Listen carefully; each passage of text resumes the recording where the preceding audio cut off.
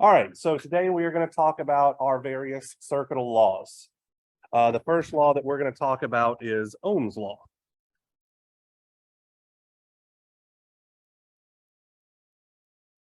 So, way back in the early 1820s, a German physicist by the name of George Simon Ohm carried out several experiments. So I want to describe the experiments that he carried out, okay?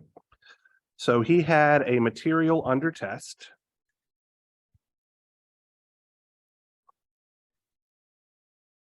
I'm just going to call this MUT. And what he did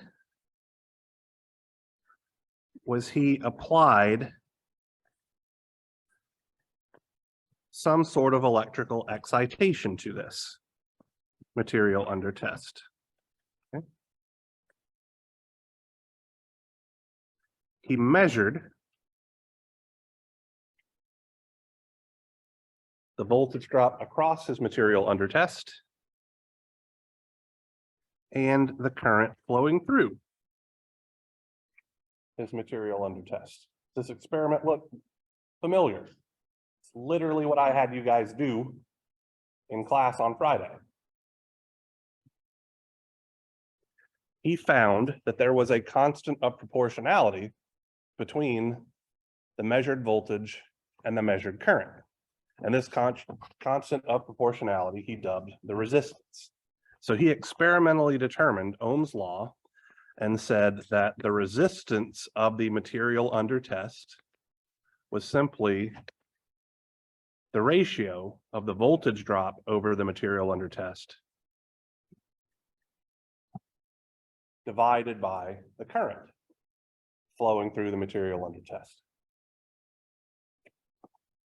From this, we can see that resistance has units of 1 volt per amp, which we more commonly call the ohm. The symbol for ohms is capital Omega. Now, before I forget about it, I have a tendency to forget about this because it's how little we use it, but it will show up on a couple of your homework problems and all that kind of jazz. There's also another constant of proportionality that we can derive from this relationship, right? So when I asked you guys in your mini lab assignment to determine what the units of the slope was, that was effectively arguably important, right? So if you guys plotted your graph as I expect you did, with volts on this axis and milliamps on this axis, you probably observed a linear relationship. In fact, if you didn't observe a linear relationship, something was horribly, horribly wrong. And I asked you what the slope was, where in this case, the slope would be measured in milliamps per volts. So the slope of this line represents what's called the conductance of our material under test, where conductance, G, write this down here,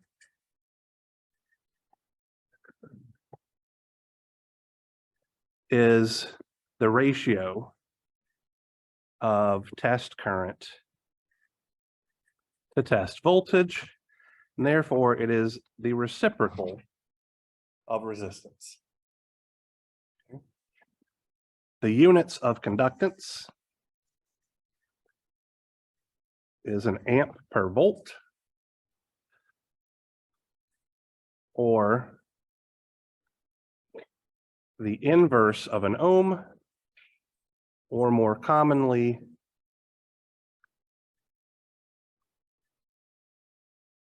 the Siemens, like the German electronics company, the unit of S. So resistance R and conductance G are the inverses of each other. Okay. Now, we are not going to use conductance a whole heck of a lot in this class. In fact, it doesn't really show up a lot in electrical engineering until you get into topics like transmission line theory and things like that, where you're representing current leakage, current leakage through your dielectric and all that kind of stuff. So for the intents of this class, anytime you see a conductance, your life will be made much easier by simply taking the reciprocal of that conductance, expressing it as a resistance, and then moving on about your day. But I did want to make sure that I remembered to actually cover it so that when you see it on homework questions and things like that, you know what the heck to do. So what does resistance represent? Anybody have any thoughts? All right, so let me ask the same question in a slightly different way. How many of you guys used an Arduino to make an LED blink in your freshman year here? Pretty much every single one of you. What did that circuit entail? So there was a resistor, obviously. There was also an LED. Your circuit looks something like this, right? You had the 5-volt source from your, you telling your Arduino to set one particular pin at a digital high. Then you had some resistance.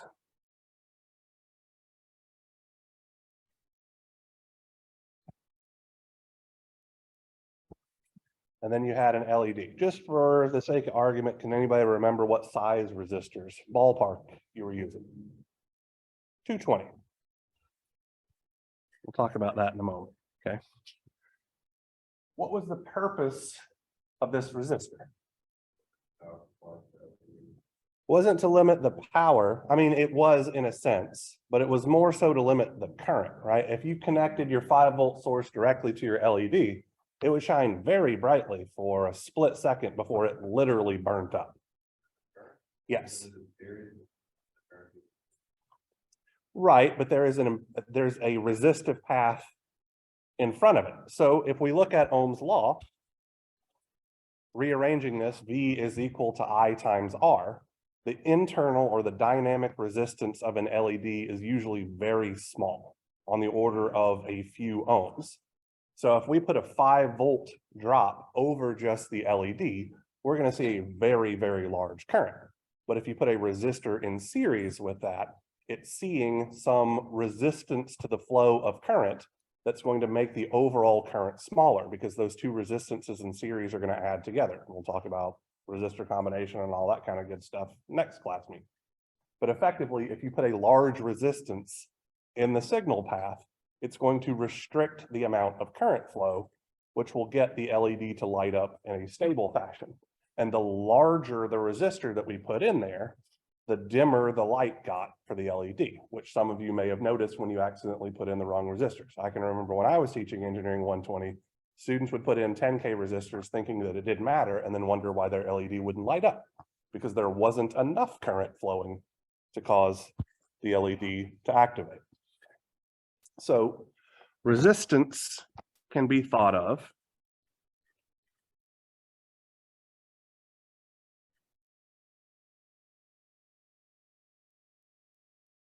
as a measure of how difficult it is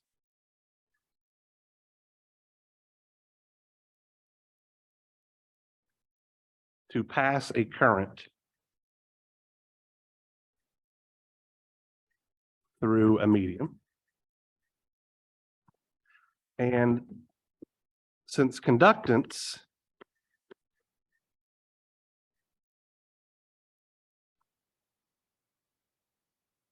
is simply the reciprocal of resistance, conductance is then a measure of how easily or how easy it is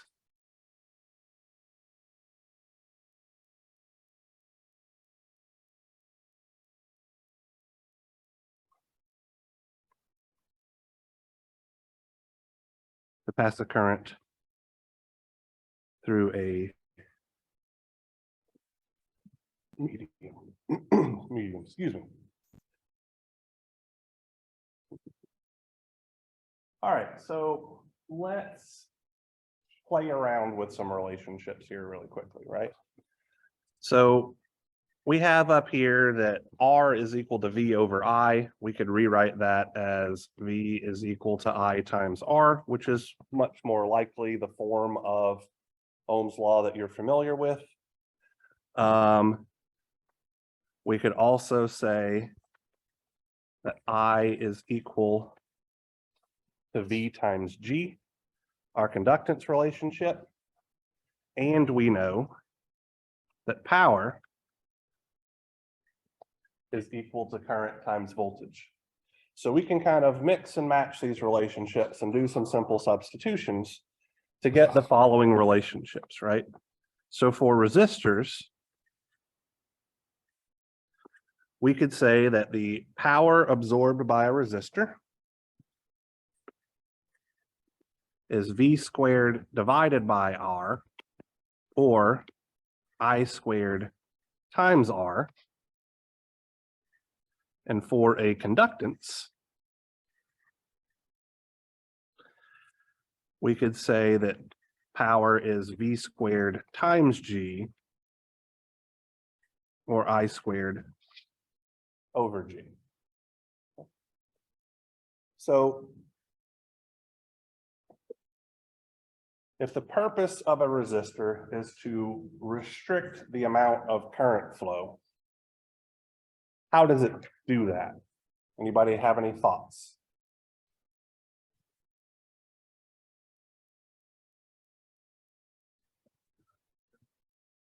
So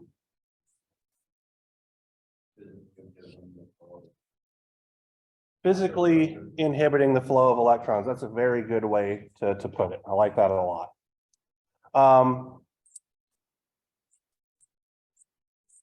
For a resistive material, not always the case, but typically they are amorphous materials. Who knows what amorphous means?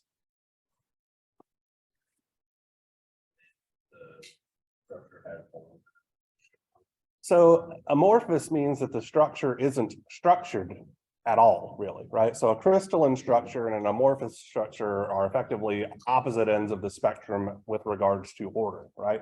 So a crystalline structure, like most metals and things like that, is very, very ordered, very structured, and that's part of the reason why it's very easy to pass currents or cause electrons to move through them. On the opposite end of the spectrum, we have amorphous structures, which aren't particularly structured at all. And so there are lots of places for electrons to effectively run into atoms, scatter, and it slows electrons down, therefore slowing or reducing the amount of current flow. So what resistors really do is they impede the amount of current that can flow through a medium by converting electrical energy into heat energy by scattering off of those lattice vibrations. How many of your parents own an electric stove? Probably most. About 70% of homes in the US use electric stoves over gas stoves. How many of you guys have a space heater or something like that in your dorm? Okay, well, I'm going to snitch on you because you're not allowed. Not really, but for a space heater, the heating element is literally just a strip of what's called nichrome wire. It is a wire with a particular resistive property that can heat up a whole bunch when you pass current through it without it melting. And then there's a little fan that just blows the heat off the wire into your room, okay? All resistances really do is convert electrical energy into heat energy. So that's pretty important because that means resistors can't store any form of energy whatsoever. All they do is take in electrical power and output heat. And if you were to touch one of the resistors in any of our experiments, you might find that it's slightly warmer than room temperature. And if you put a lot of current through it, you will literally burn your finger before it burns itself out, which I don't suggest you do, but it is an experiment that you could do, okay? So all materials exhibit some resistance. Could be very, very small, could be very, very large, depending on what the material is. In your engineering 120 series and in this class, for the most part, we are going to assume that wires have no resistance whatsoever. But because this is a little bit higher level class, we're going to effectively prove why that is right now. So you may recall from your engineering 121 class that you were given an equation like this, or at least back when I taught engineering 121, you were given an equation like this that said the resistance of an object is equal to rho E times length over cross-sectional area, okay? So this rho E is the electrical resistivity. L is the length, and A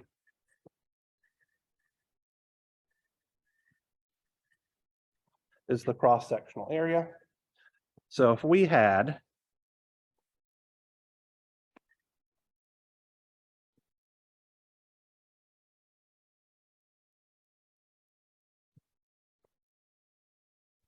a cylindrical section of wire like so, and we were trying to pass current through the wire in this particular direction, let's determine the resistance of the wire with some information, okay? So let's say that the length of wire is 10 meters. Just as a quick thing here, how does 10 meters compare to the length of wire that you guys typically use to hook up your circuits and stuff like that in your previous classes? Way, way, way more, right? Typically speaking, in this class and in your other classes, you're going to be using a few inches of wire tops, all right? Let's say that our wire has a radius of 1.024 microns, millimeters. Sorry, and that's not radius, that's diameter, my bad. So this is typical of AWG number 18 wire. Number 18 is a little bit larger than what the hookup wire that you use in your breadboards is, but not by much. Typically, AWG number 22 wire is what you would use in your breadboards. And let's say that copper has a electrical resistivity of 1.68 times 10 to the minus 8 ohm meters. So if we wanted to figure out what the resistance of a 10-meter long section of AWG number 18 wire would be, and notice that resistance is proportional to length, so we should expect a long length to give us a larger resistance. What we would have would be 1.68 times 10 to the minus 8 ohm meters times our length, 10 meters, divided by,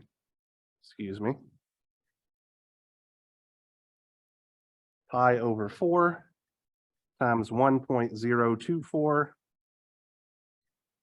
times 10 to the minus 3 meters, quantity squared. And if we were to throw that in our calculator, we would get 0.204 ohms, or about 200 milliohms. So 10 meters of this wire gives us a resistance of about 1/5 of 1 ohm. Okay? So what do you think the resistance of a section of wire would be for any practical application like we might use it? Even smaller than that, right? What size resistors are we used to working with? Hundreds of ohms, right? Smallest resistor that you guys have used to this point would be the 220 ohm resistor that was in your LED circuit. And that is literally let's see, so over 1,000 times larger than this 10-meter long length we have here, right? So for all intents and purposes, wires don't have any resistance, okay? They absolutely do, okay? But as far as we are concerned, we are going to call it 0 because it's so much smaller in comparison to the resistors that we're going to be using. Now, this is not an assumption that can be made forever with impunity, right? Some of you are going to go into different industries where you'll do electromechanical troubleshooting, all that kind of stuff, for different types of manufacturing things. You might be installing HVAC units in factories and stuff like that, and you'll find that the length of the wire that you use is critically important because there is going to, excuse me, there is going to be some finite resistance of the wire. And so there is going to be some amount of voltage drop over the wire when current is being passed through it, because Ohm's law tells us there has to be. And if you have too much of a voltage drop, the piece of equipment that you are connecting with said wires will not operate correctly, okay? So in this class, we are going to say wires are 0 resistance or a short circuit, but in practice, especially when you get into industrial applications, you will need to pay attention to the length of the wires. Yes, sir. Mm-hmm.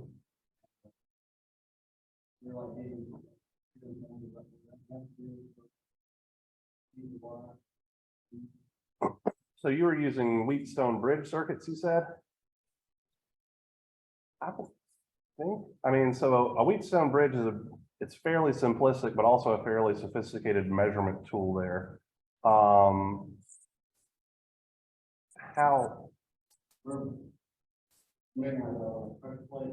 Yeah, so you're making a load cell or something with it. Yeah, so probably using a nickel strain gauge or something like that. What size wire were you using?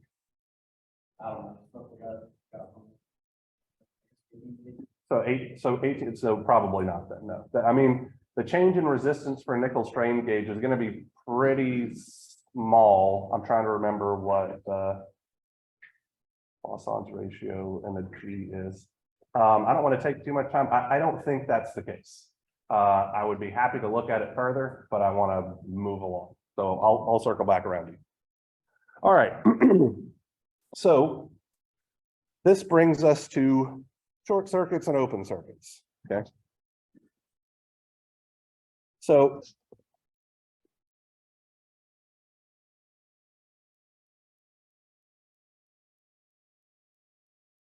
we are going to represent a short circuit in this class as simply the presence of a wire. We know that the resistance is 0. And from Ohm's law, if the resistance is 0, then the voltage drop across any section of wire or any short circuit will also be 0 volts, okay?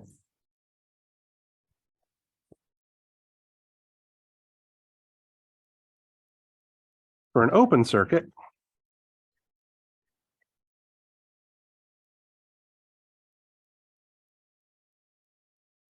we have what is effectively the lack of a wire, okay? So it is just not an electrical connection. And we will consider open circuits to have an infinitely large resistance, which means that the amount of current flowing through the open circuit must be 0 amps from Ohm's law. Now, just to reiterate, neither one of these statements are technically true. Okay? Any section of wire will have some small but finite resistance, and even an insulator like air can be forced to carry a current if the voltage is large enough. Anytime you plug in things to receptacles like this or unplug things from receptacles like this, you'll see arcing occur. When the distance is small enough, even that 120 volts RMS that's coming out of these receptacles is strong enough to ionize the air and cause current to flow through what is usually a very, very good insulating medium, okay? So open circuits can carry a current if you force it to by applying a large enough voltage. And all short circuits truly do have some amount of resistance. So the voltage drop won't be exactly zero. It'll just be some very, very small number, okay? But for this class, these are the models that we are going to use. All right, any questions on the topic of resistors or resistance or conductance? We all okay to this point? Everything seem all right. Okay, so now let's talk about Kirchhoff's voltage law.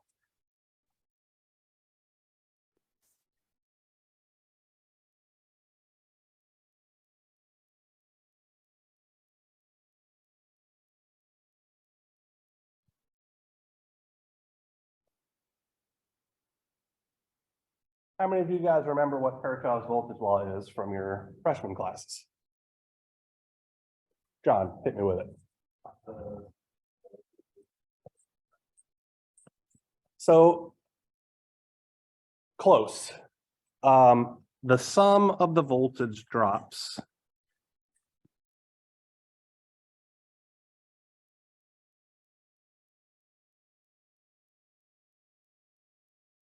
around any closed path must equal to zero. That's what Kirchhoff's voltage law tells us, okay? Since a voltage drop is a transfer of energy, because we know that voltage is simply energy per unit charge, what Kirchhoff's voltage law is for us is the law of conservation of energy in circuits form. We're effectively saying that if we start at one point in a circuit and we sum up all of the energy transfers in any path that gets us back to our original point, all of those energy transfers must equal to zero, okay? So let's say that I have a circuit with far too many voltage sources. Let's say that I have 6 volts here.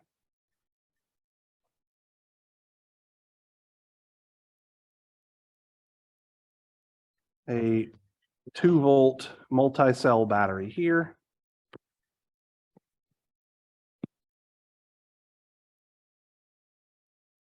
Some resistance. I'm going to define the polarity of the resistor voltage drop. Negative polarity on the left, positive polarity on the right.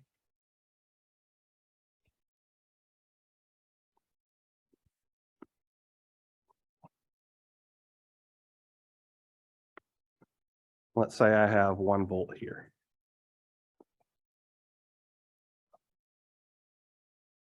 So if I wanted to figure out what the voltage drop across this resistor is, I would write a Kirchhoff's voltage law equation, okay? And this is likely going to be a little bit different than what you guys did in Engineering 120 or your 120 series because we're paying attention to polarities here.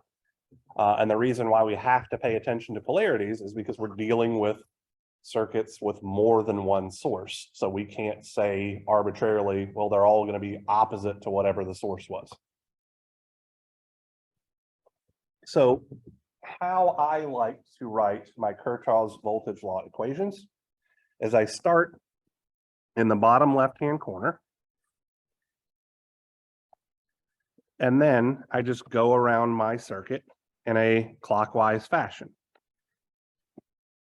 So I'm just going to add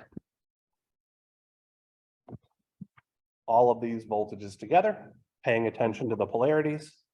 And I stop when I get to this point that I started from, because Kirchhoff's voltage law tells me that I need to perform the summation over a closed path, okay, which means I simply stop where I started at. So my KVL equation here What the heck just happened?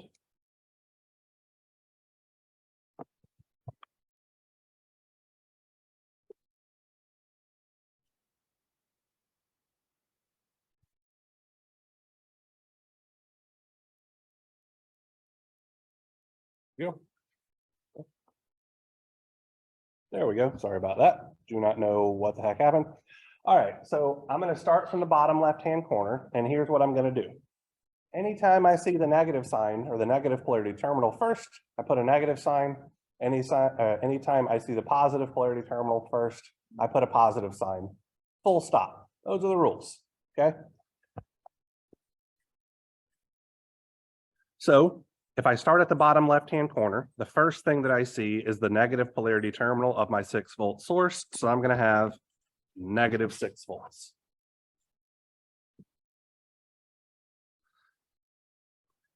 Then I see the positive polarity terminal of my 2-volt battery. So I'm going to have plus 2 volts.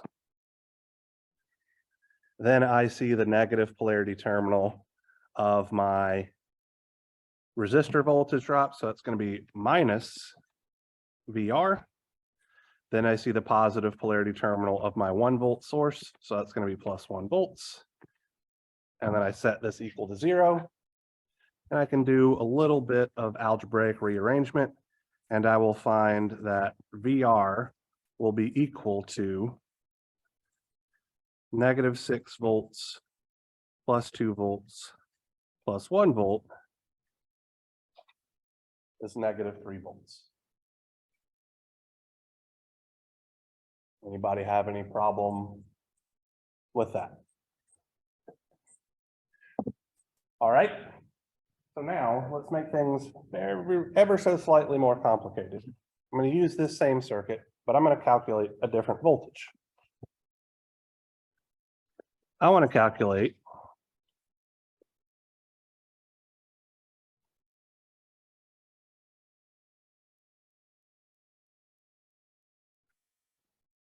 this voltage Vx. Now, this is where a lot of students seem to get into trouble with writing their Kirchhoff's voltage law equations. I am writing my KVL equation around any closed path, okay, which just means that I need to start and stop at the same point, okay? Does not particularly matter which path that I choose, and it does not matter whatsoever that a portion of this path, or one of the paths that we can choose for here, is not capable of carrying any current because we're dealing with an open circuit. Effectively, we are calculating here what our multimeter does when we bridge it across 2 points in a circuit, okay? It's absolutely a measurement that can be made because we do it and have done it numerous times, okay? So as long as I start and end at the same point, and as long as I'm just adding up voltage drops, it really doesn't matter whatsoever whether or not current can flow through all or any particular portion of this loop. So starting down here at my bottom left-hand corner, I could write a KVL equation around this loop, or starting here at the bottom left-hand corner, I could write a KVL equation around this right loop. And either one of those will allow me to calculate for that voltage Vx.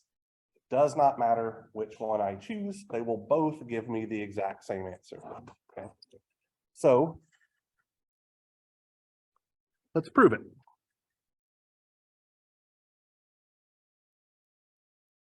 For our left-hand loop, we would have negative 6 volts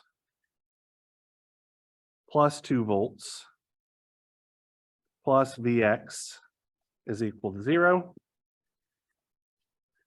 So that means Vx would be 6 volts minus 2 volts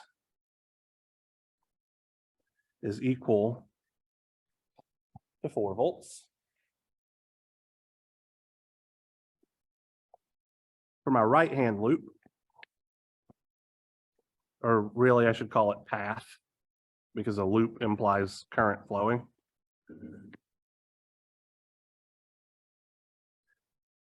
I would have negative Vx minus Vr plus 1 volt is equal to 0, which means Vx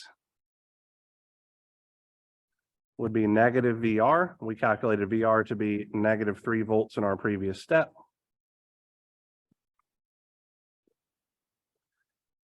So negative 3 is positive 3 plus 1 is once again 4 volts. So it really does not matter which path we choose. We're going to get the same answer either way. Okay? But we can absolutely take or determine voltage drops across open circuits. Okay. Another way to think of it would be we're just looking at the voltage drop over that resistor in combination with the voltage drop over that 1 volt source, or we're looking at the voltage drop over the 6 volt source and the battery with that particular combination. All right, so we can use Kirchhoff's voltage law in combination with Ohm's law to figure out unknown currents. Okay, so I'm about to draw what's called a single loop circuit. In a single loop circuit, all of the elements are connected in series. So let's say that I have this circuit where I have a 120 volt source in series with a 30 ohm resistor in series with a voltage controlled voltage source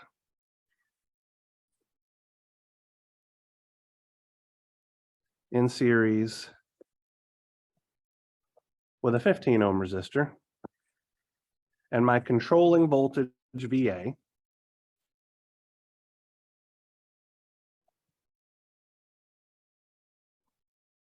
will be the voltage drop across my 15 ohm resistor, positive polarity on bottom. Okay.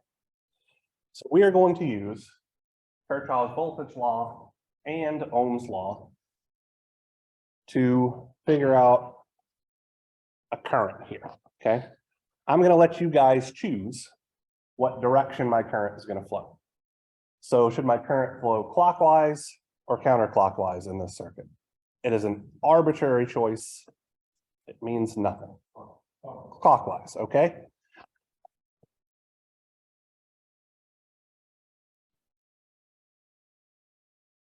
So we're going to solve for this current I flowing clockwise around this single loop circuit. Okay. So starting at the bottom left-hand corner, I see the negative polarity terminal of my 120 volt source. So I have negative 120 volts. And now I have a slight problem here. I have a resistor. I am assuming that there is current flowing in this circuit, which means there should be a voltage drop across this resistor. But I have not been given a polarity for the voltage drop across the resistor. So I am just going to have to assume one, okay? So here in red, I'm going to have this voltage V30, okay? I have not yet put the polarities on it because I want you guys to tell me what the polarity should be. This is another arbitrary decision. It does not matter which polarity we choose. It'll all work itself out in the end. So do you want positive polarity on the left or positive polarity on the right? Raise your hand if you want it on the left. Most of you want it on the left. All right.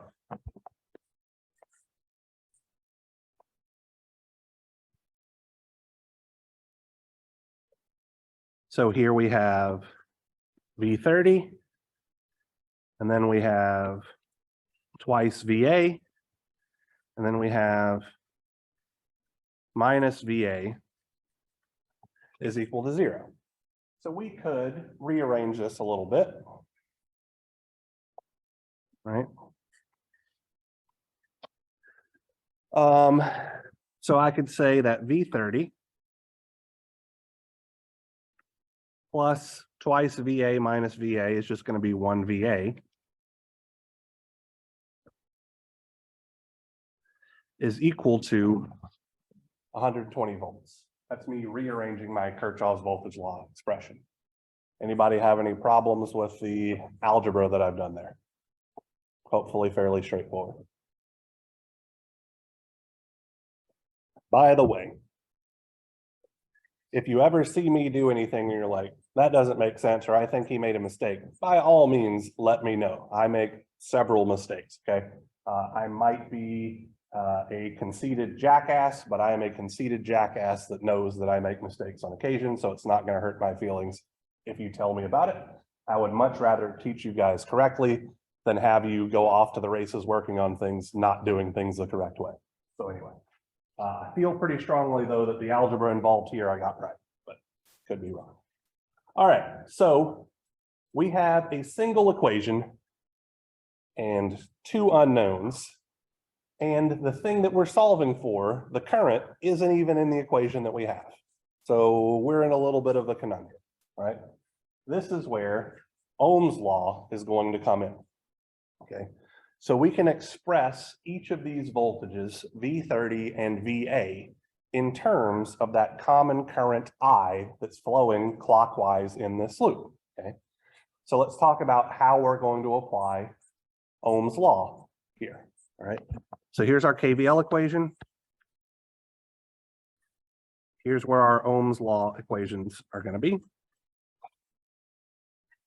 So let's start with V30. Okay, we're just going to use Ohm's law. And using Ohm's law, tell me what V30 is in terms of that current I.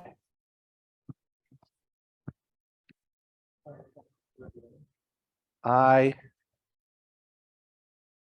times 30 ohms. Absolutely correct.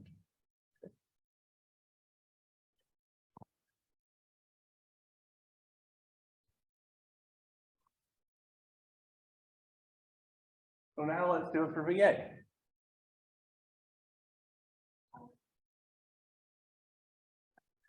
You're almost correct. Now, you did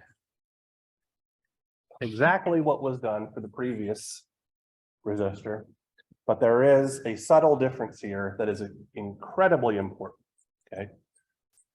When the current is flowing into the positive polarity terminal of our resistor, we've defined the positive polarity terminal for the 30 ohm resistor to be on the left. Ohm's law says V is equal to I times R, okay?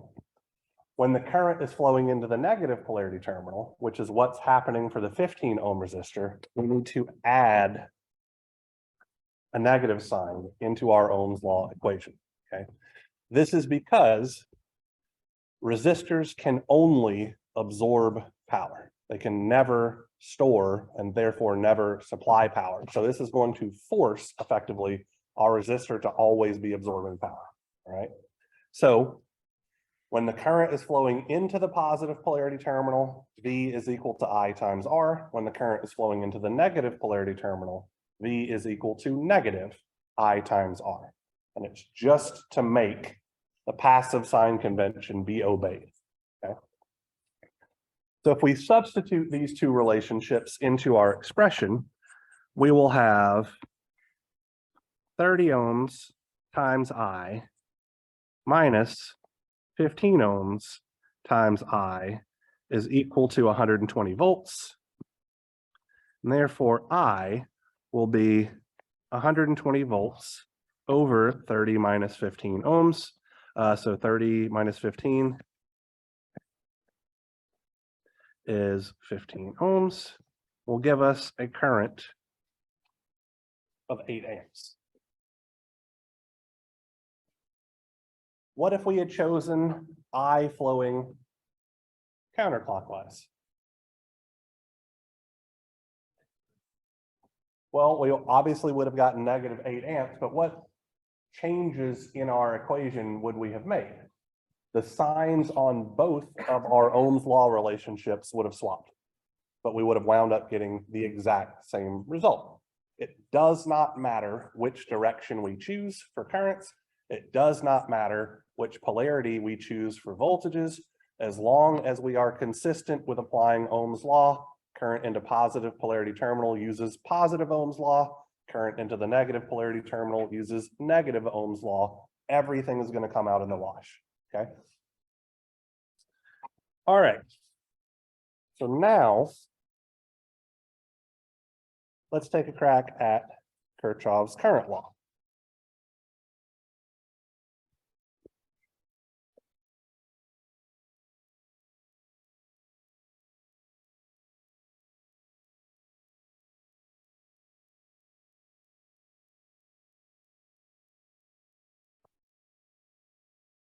So who can remember what Kirchhoff's current law says from your freshman classes?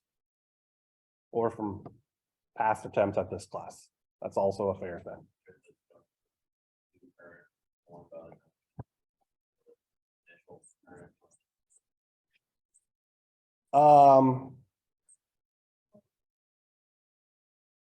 I like that. All the currents added together equals 0. Okay. There's actually 3 different formulations. I'm not saying that you're wrong, but it was a bit convoluted and I couldn't quite follow things. Okay. So let's say that I have, I think what you were calling a junction, I'm going to call it a node.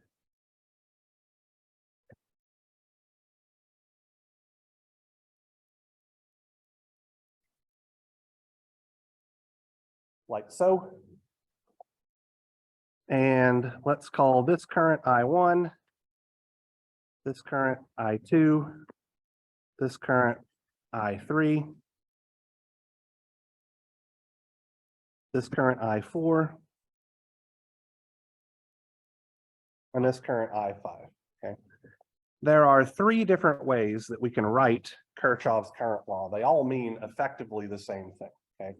The one that I think you are most familiar with, again, this is just from back when I was teaching the Engineering 120 series, was the currents entering a node must equal the currents exiting a node. Okay.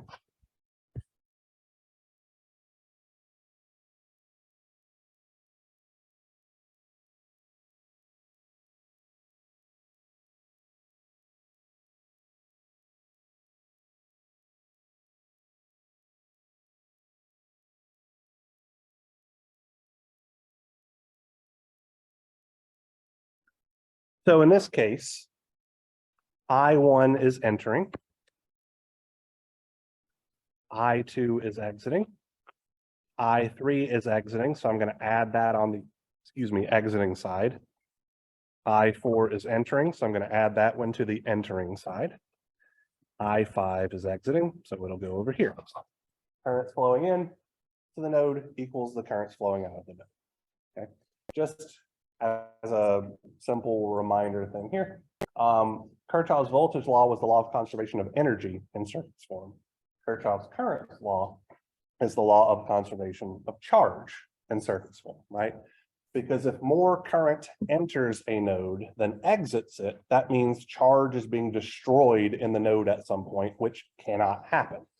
Similarly, if more current exits a node than what has entered it, then obviously charge must have been created at the node, which also violates the laws of physics, right? So Kirchhoff's current law, nothing more than the law of conservation of charge as it applies to circuits. So this is what I believe to be the most commonly known form of Kirchhoff's current law. There's nothing wrong with it, but I actually prefer the one, what's your name, miss? Emmeline. What Emmeline said, all of the currents at the node equals 0, okay? So I'm going to write that down as formulation number 2. All of the currents entering a node must equal 0, right? So this doesn't mean I1 plus I4 is equal to 0. So I1 is entering the node, negative I2 is entering the node, right? If I2 is flowing out, then negative I2 is flowing in. Similarly, negative I3 is entering the node. Positive I4 is entering the node. Negative I5 is entering the node. And these all come together to make 0. So the mathematical expression I've written here under our second formulation of Kirchhoff's current law is literally the exact same thing as I did for our first formulation, except that I moved everything on the right-hand side of the equal sign to the left-hand side of the equal sign. They are the same thing from a slightly different perspective. And our third and final formulation is effectively all of the currents exiting a node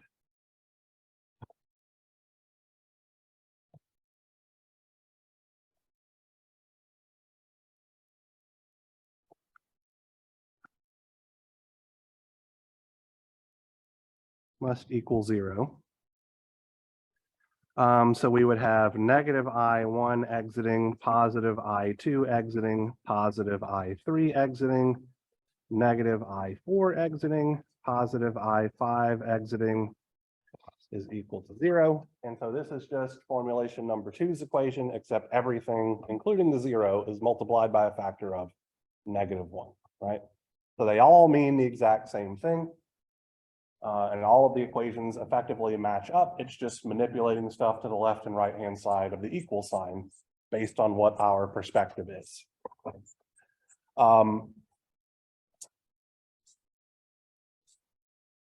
I personally prefer this one, let's call it 80% of the time, okay? We are going to learn in roughly a week and a half-ish time, a technique, a circuit analysis technique called nodal analysis, where if we apply formulation number 3, all of the currents entering a node must equal to 0. Or excuse me, all of the currents exiting a node must equal to 0. Using this particular formulation of Kirchhoff's current law will give us the least amount of negative signs for me to mess things up with. So that's why I personally prefer this particular formulation.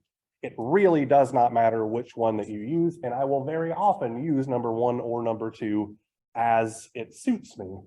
But for nodal analysis, I always use number 3 because it gives me the least amount of negative signs, and I know that I personally screw up negative signs pretty often. Okay. All right, so let's use Kirchhoff's current law. Its intended purpose is to solve for unknown currents. So if we have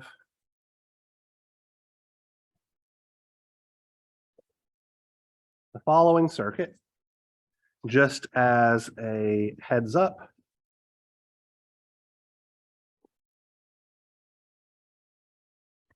this is what's called a single node pair circuit because all of the elements are connected in parallel.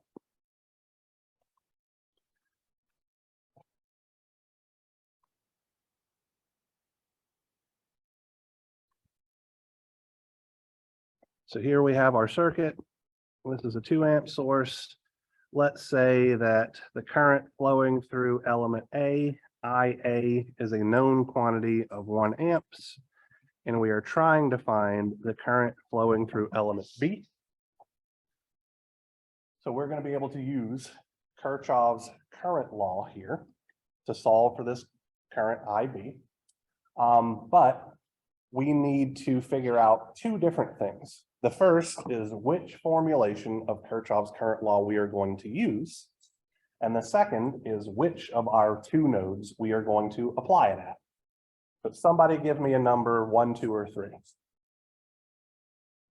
2. All right. So we're using formulation number 2. So I'm going to write down here KCL number 2. Top or bottom? Top. All right.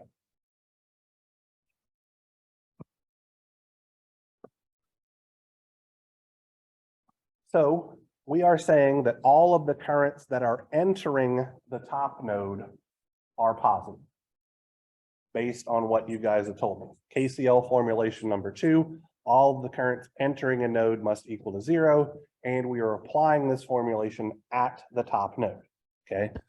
So the 8 amp from the current source on the left, is that entering the top node or exiting the top node? It's entering. All of the currents entering means we make that positive 8 amps, all right?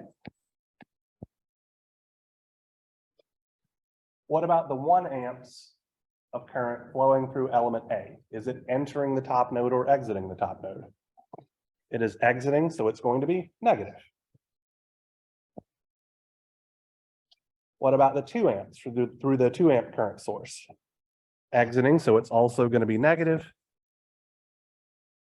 What about the current IB? Entering, so it'll be positive. Rearranging this, we'll have IB is equal to 1 amp plus 2 amps minus 8 amps is negative 5 amps. Right? If we chose a different formulation of Kirchhoff's current law and even a different node, we would still wind up getting the exact same result. It does not matter which one we choose. We just need to be consistent, all right? Much like we did with Kirchhoff's voltage law, we can apply Kirchhoff's current law in combination with Ohm's law to determine voltages, okay? So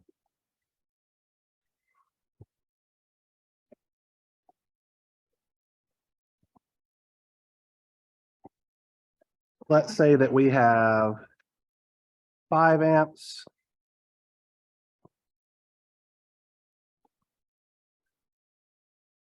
Ten ohm resistor.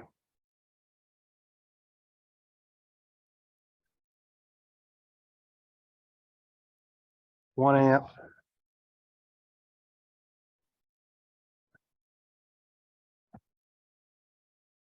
A 15 ohm resistor.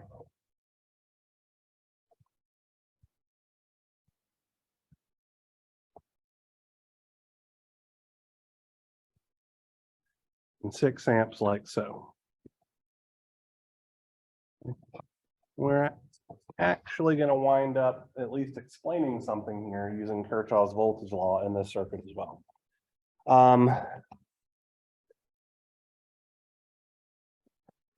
So let's say that I want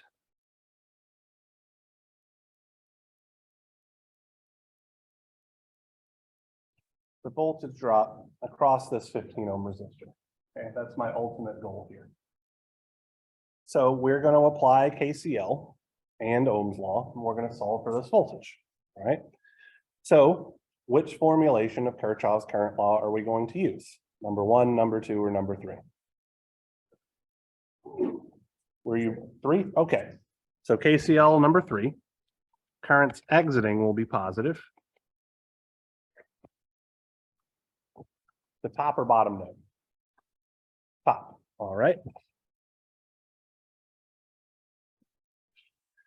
So the first thing we see is the 5 amp source, just moving from left to right. The 5 amp source is entering the top node, and we are using formulation number 3 that says exiting is positive. So we're going to have negative 5 amps. Now we've hit a resistor. We're adding currents, so we need to arbitrarily assume a direction for this current flowing through this 10 ohm resistor. So is it flowing up or down? Pick one. Up, okay. So if we're going to say that this one is flowing up, just for the sake of argument, I'm going to say that one is flowing down. Okay. We're going to call this current I10 and this current I15. So since I10 is entering the top node, it's also going to get a minus sign. So we're going to have minus I10. Then we get to our 1 amp source. It is exiting the top node, so it's going to be positive. I15 is exiting the top node, so it's going to be positive. And 6 amps is entering the top node, so it's going to be negative. Set this equal to 0. And then we can rearrange this guy, much like we did with our KVL expression. And we'll find that I15 minus I10 is going to be equal to 5 plus 6 minus 1, 10 amps. By all means, double check my algebra here.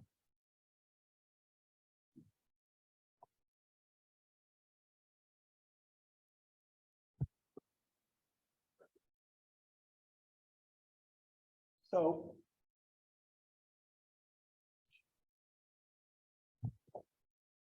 we're now going to apply Ohm's law. Haven't heard anybody tell me that I've made a mistake with the algebra. Let's start with expressing the voltage V15 in terms of our current I15, right? So we could say that V15 is equal to what?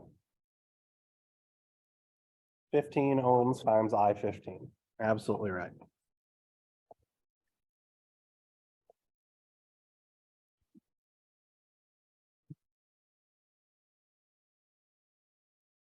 Now we need to relate that current I10 to things, okay? So this is where we're actually going to use Kirchhoff's voltage law to figure something out here real quick, right? I could define a voltage drop across my 10 ohm resistor, V10. Let's just do it in blue. And for the sake of argument here, I'm going to do it with the exact same polarity as V15. If we were to write a Kirchhoff's voltage law expression around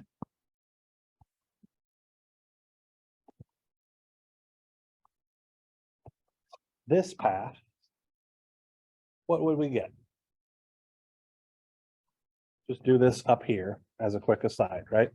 So the first thing I see is the negative polarity terminal. So that's negative V10 plus V15 is equal to 0, which means V10 is equal to V15. Effectively, what we have just proven here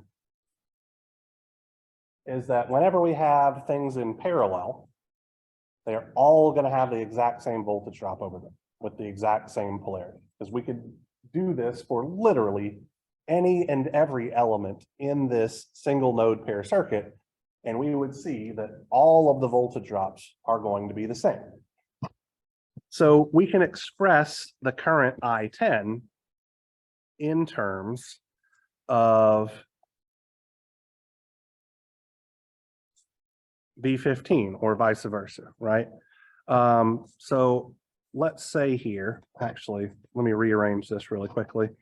So we could say that I15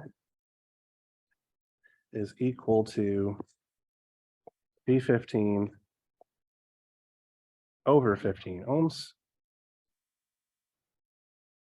Let's write a similar equation for I10. So how are we going to do that?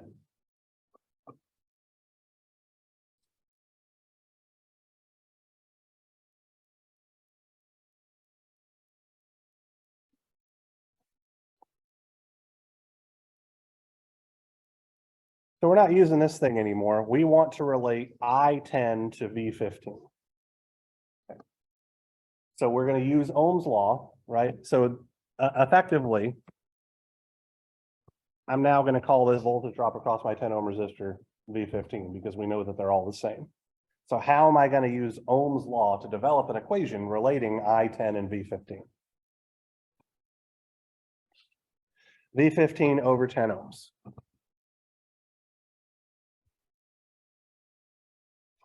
Not quite correct. Negative. Why is there a negative sign? Because the current is entering the negative polarity terminal. Anytime the current enters the negative polarity terminal, there should be a negative sign in our Ohm's law relationship, right? So I-10 is entering the negative polarity terminal, exiting the positive polarity terminal of our voltage V15, okay? So if we substitute these relationships in, we're gonna have V15 over 15 ohms minus negative V15 over 10 ohms is equal to 10 amps.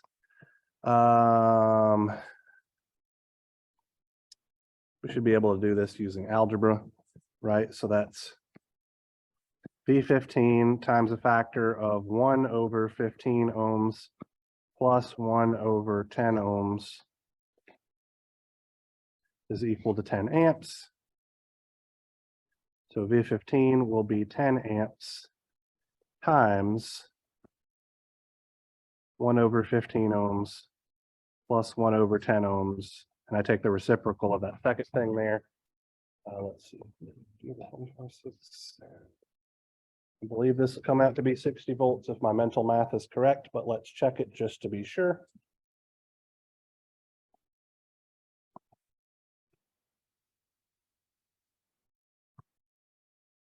Yep, 60 volts.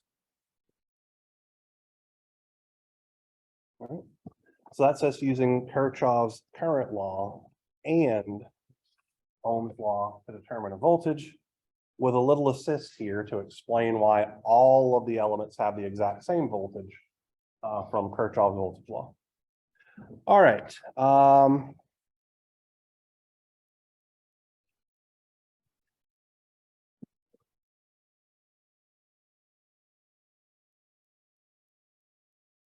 Let's work one last example here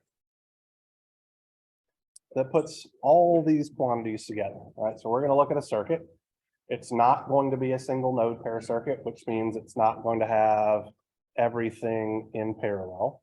It's not going to be a single loop circuit, which means not everything is in series. It's just going to be a general circuit. We're going to apply Kirchhoff's voltage law, Kirchhoff's current law, and Ohm's law to solve for quantities, right?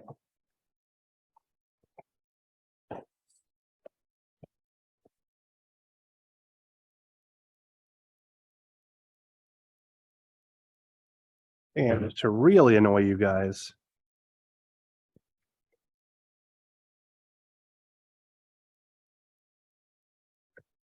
we're going to have dependent sources as well.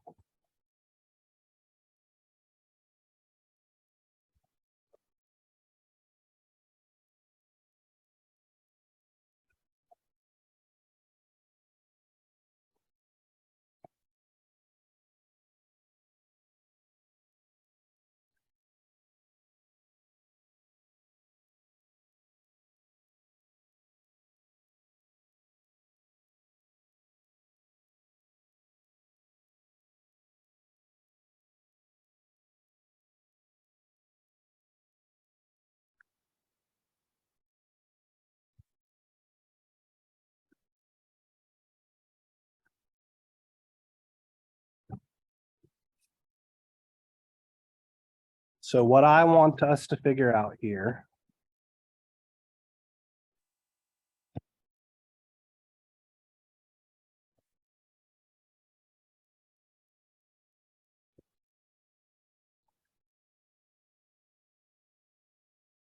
is the power supplied by each of our two dependent sources.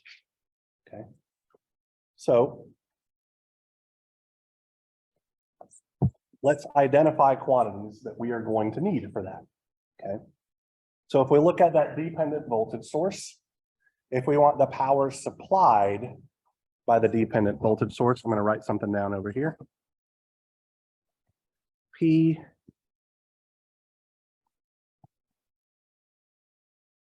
five IX. That's going to be the voltage 5 IX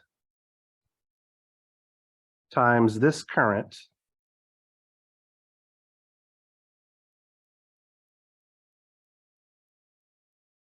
I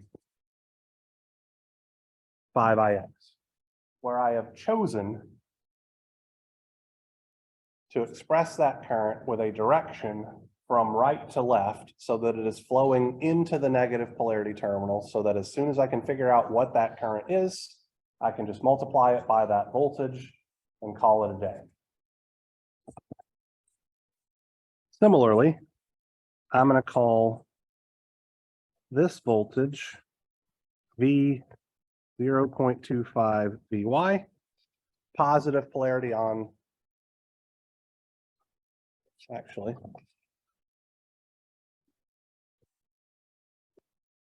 bottom, negative polarity on top, so that the current is entering the negative polarity terminal, so that P 0.25 Vy will be V of 0.25 Vy times the current 0.25 Vy. Right. So this is what I'm going to do at the end, right? But I have to figure out several intermediate steps to figure out those quantities, okay? So it might be useful for us, and I would argue the might isn't really true. It will be useful for us if we can figure out what Ix and Vy are. Okay. Anybody have any thoughts on how we might do that?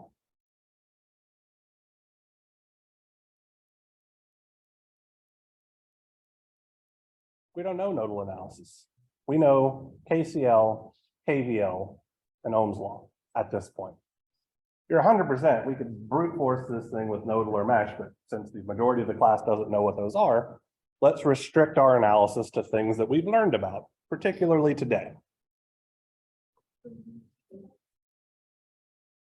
We could use KVL to find Vy, absolutely. So if we wrote a Kirchhoff's voltage law equation around this loop,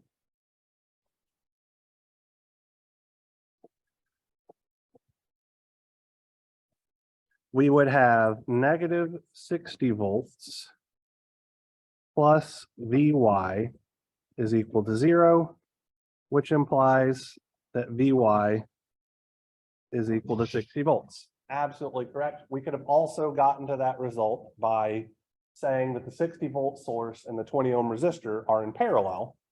Therefore, they both have to have the same voltage drop over them, which we know to be true because of Kirchhoff's voltage law. So it's 6 of one, half dozen of the other. It's the same exact result from a slightly different perspective. Okay. So we know what Vy is. So that's pretty useful because now 0.25 Vy, this dependent current is no longer an unknown quantity, right? So what is 1/4 of 60? 15. So I am just going to erase this and call this a 15 amp current source, since I know what Vy is. I can also put 15 amps up there to remind myself of what's going on. Now that we know what Vy is, I would argue that Ix is pretty easy to figure out. Just using Ohm's law. Right? The voltage drop across the 20 ohm resistor is 60 volts. It's a 20 ohm resistor, so the current Ix should be 60 volts over 20 ohms is 3 amps. Everybody okay with that?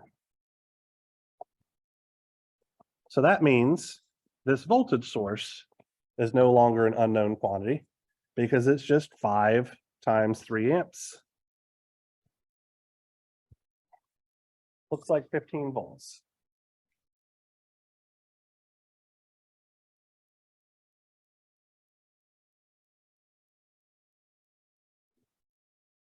So what can we do now?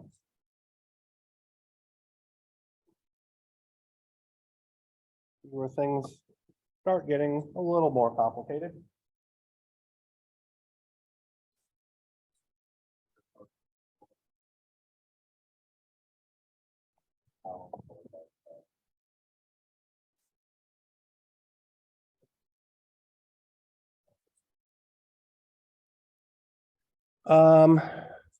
So I believe what you are suggesting is that we apply Kirchhoff's current law at this node, right?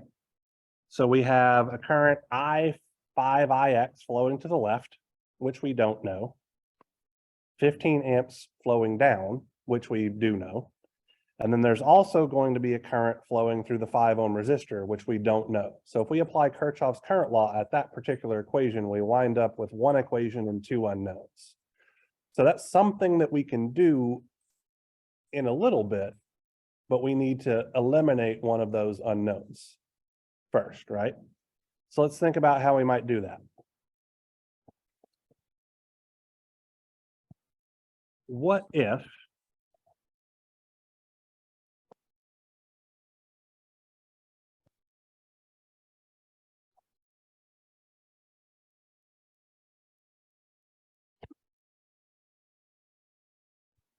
I write a KVL equation around this gray loop? Yes.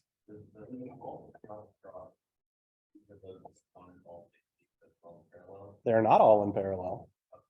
Only the 60 volt source and the 20 ohm resistor are in parallel, right? If we identified our nodes, actually, let's prove that real quick. That's a fantastic question, and it is a thing that often gets students.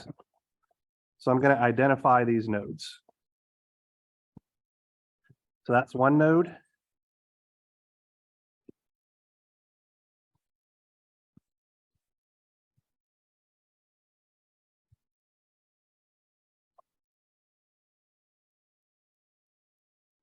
That's another node. Let's do this light pink. That's the third node. So the voltage drop across that 5 ohm resistor on the right-hand side isn't 60 volts because the 5 ohm resistor isn't in parallel with the 60 volt source. And we can see that because the 5 volt resistor is connected between the purple node on top right and the green node on the bottom, where the 60 volt source is connected between the orangey red node on the top left and the green node on bottom. So yeah, so if that dependent voltage source were a short circuit, everything would be in parallel. You're absolutely right. But because that dependent voltage source is there, now the left-hand side and the right-hand side of the circuit are not connected in parallel to each other.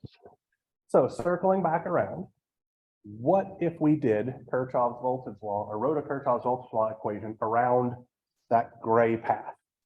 The only unknown voltage is that voltage V 0.25 Vy, right? We know what 60 volts is.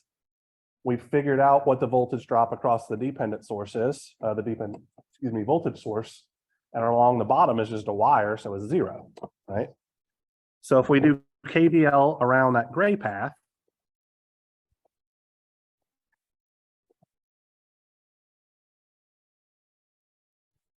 we're going to get negative 60 volts plus 15 volts minus V 0.25 Vy is equal to 0. We can rearrange this to find V of 0.25 Vy is going to be negative 60 plus 15,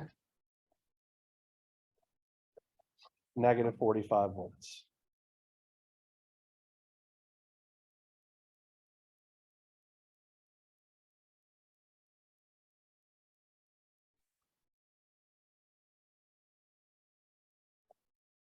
And from this,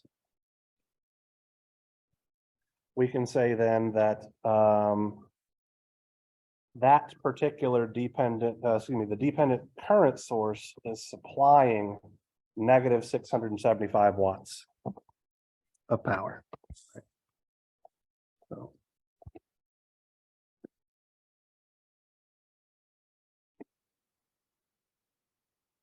So now, what's your name, sir?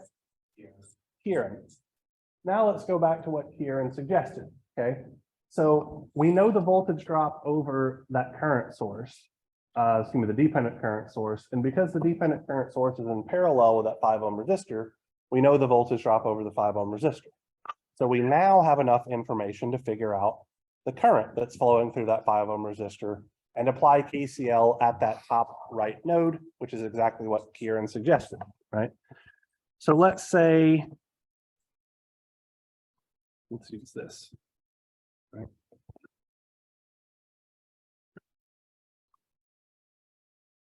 This is our current I5.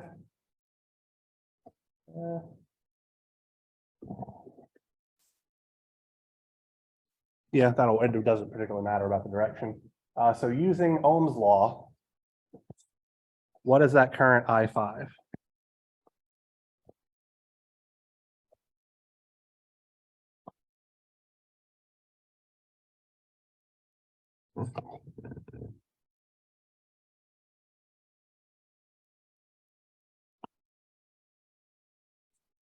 Use your words, speak aloud. 9 amps, okay. So you got that from 45 over 5. I would argue it's negative 9 amps because it should be negative 45 over 5 ohms, right? So the current is going into the positive polarity terminal, right? Because it hits the positive polarity terminal first and then leaves out the top, which is where the negative polarity terminal is. So it's just the voltage drop over 5 ohms. The voltage drop in this case is negative, so we get a negative current.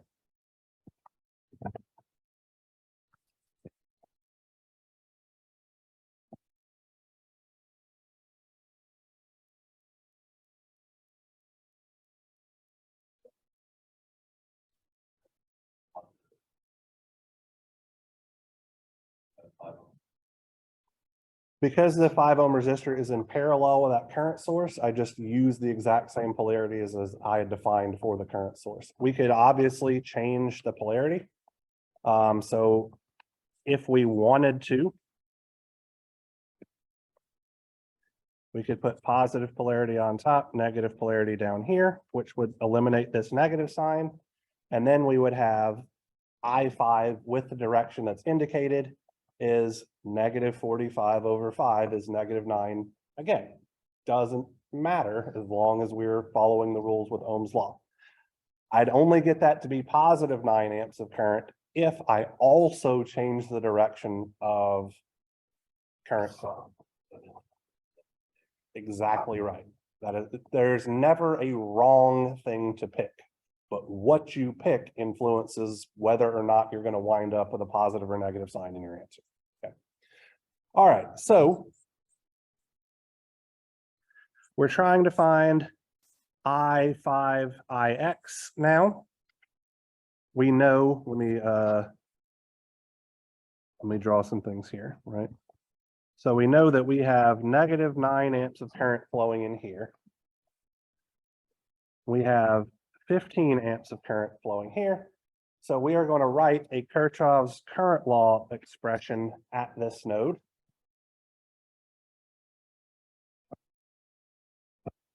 And let's just do current flowing in equals current flowing out. The current flowing in is negative 9 amps. The current flowing out is 15 amps plus that I5IX.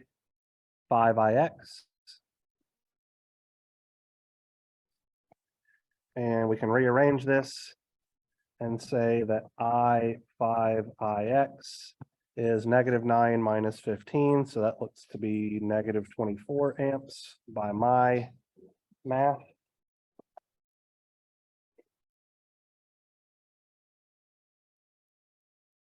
Let's see, 5IX, that was the 15 volts.